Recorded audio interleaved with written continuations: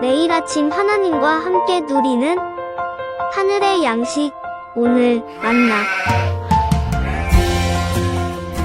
예레미야 제1장. 베냐민 땅 아나돗의 제사장들 중 hilki야의 아들 예레미야의 말이라. 아모니 아들 유다 왕 요시야가 다스린 지 13년에 여호와의 말씀이 예레미야에게 임하였고, 요시야의 아들 유다의 왕 여호야김 시대부터 요시야의 아들 유다의 왕 시드기야의 11년 말까지, 곧 5월에 예루살렘이 사로잡혀 가기까지 임하니라. 여호와의 말씀이 내게 임하니라. 내가 너를 모태에 짓기 전에 너를 알았고, 네가 배에서 나오기 전에 너를 성별하였고, 너를 여러 나라의 선지자로 세웠노라. 내가 이르되 슬프도소이다. 주 여호와여 보소서. 나는 아이라 말할 줄을 알지 못하나이다 하니, 여호와께서 내게 이르시되 너는 아이라 말하지 말고 내가 너를 누구에게 보내든지 너는 가며 내가 네게 무엇을 명령하든지 너는 말할지니라. 너는 그들 때문에 두려워하지 말라. 내가 너와 함께하여 너를 구원하리라. 나 여호와의 말이니라. 하시고 여호와께서 그의 손을 내밀어 내 입에 대시며 여호와께서 내게 이르시되 보라, 내가 내 말을 네 입에 두었노라. 보라, 내가 오늘 너를 여러 나라와 여러 왕국 위에 세워 네가 그것들을 뽑고 파괴하며 파멸하고 넘어뜨리며 건설하고 심게 하였느니라. 오늘부터 우리는 예레미야 말씀을 보게 됩니다.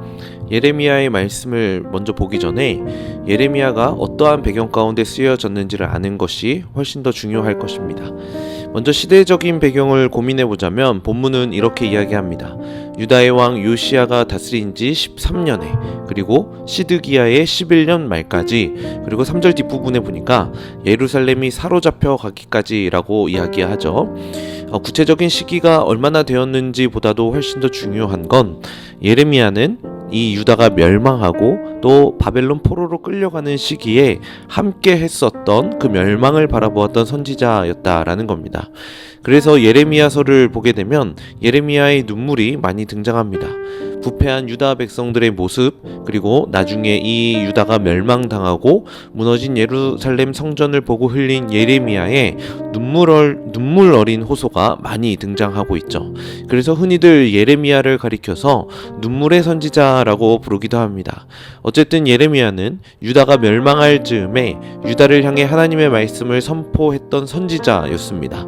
그렇게 하나님의 말씀을 선포하며 유다 백성들에게 경고했던 그 예레미야를 오늘 본문에서는 선지자로 소명을 주시는 이 하나님의 말씀이 등장합니다. 먼저 4절과 5절을 볼까요? 여호와의 말씀이 내게 임하니라. 이르시되 내가 너를 모태에 짓기 전에 너를 알았고, 내가 배에서 나오기 전에 너를 성별하였고, 너를 여러 나라의 선지자로 세웠노라 하시기로. 여호와의 말씀이 임했다라고 말씀합니다. 그러면서 이렇게 이야기하시죠. 모태에 짓기 전부터 알았고, 모태에서 나오기 전에 이미 구별했다. 더 나아가 여러 나라의 선지자로 세웠다라고 이야기합니다. 이 말씀은 단순히 예레미야는 유다를 향해서만 말씀을 선포했던 선지자만은 아니었던 겁니다. 비록 예레미야가 남유다에서 활동하긴 했지만 예레미야가 전한 하나님의 말씀은 주변 이방 국가에도 영향을 미치는 하나님의 말씀이었던 거죠. 이렇게 하나님의 말씀은 힘이 있고 운동력이 있습니다. 예수님을 믿는 우리에게만 이 하나님의 말씀이 적용되는 것이 아니라 하나님의 말씀은 전 우주를 향해 선포되었고 전 우주를 향해 영향력 있는 하나님의 말씀이었던 거죠. 그렇게 영향력 있는 하나님의 말씀을 전해야 하는 사명을 예레미야가 받았던 겁니다. 그런데 예레미야는 이 하나님의 말씀을 결코 감당할 수 없는 나약한 존재였음을 발견하게 됩니다.